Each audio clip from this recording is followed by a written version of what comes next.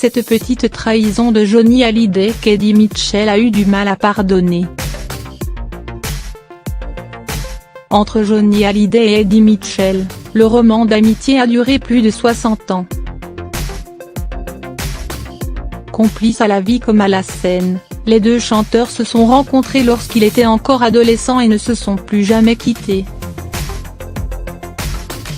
On se connaît parfaitement ; il suffit d'un regard, on sait ce qu'on va faire, confiait Eddie Mitchell à Nico Aliaga dans 50 minutes Inside. C'est finalement la disparition du taulier, décédé en décembre 2017, quelques mois à peine après la tournée des Vieilles Canailles, où il partageait la scène avec Jacques Dutronc, qui séparera les deux éternels amis. Depuis, le nom de celui que les rumeurs disent en froid avec Laetitia Hallyday, est régulièrement cité avec celui des membres du clan Hallyday. Dans la guerre judiciaire concernant l'héritage de Johnny Hallyday, Eddie Mitchell avait d'ailleurs publiquement pris parti pour les enfants aînés du rocker, déclarant à l'AFP « Je ne comprends pas qu'on déshérite ses enfants, on ne doit pas le faire et on a le droit de déshériter ses enfants aux États-Unis pour son chat ou son chien, mais nous ne sommes pas américains. »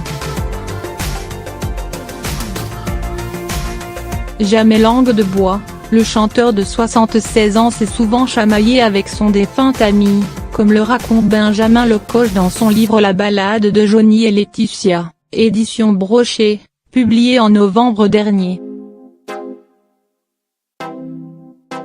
Selon l'auteur, le taulier n'appréciait pas particulièrement d'assister au concert des autres, lui qui avait dédié une grande partie de sa vie à la scène. Johnny connaît trop son métier pour trouver du plaisir à voir les autres. Eddie Mitchell lui tient toujours rigueur de son absence à ses concerts d'adieu à Paris. Johnny était à l'époque en répétition au théâtre Édouard Ville et aurait pu passer une tête pour voir son pote.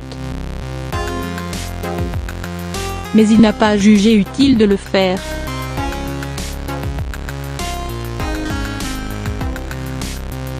Une vieille rançure qui illustre à la perfection la nature complexe de la relation entre les deux acolytes inséparables mais définitivement incorrigibles.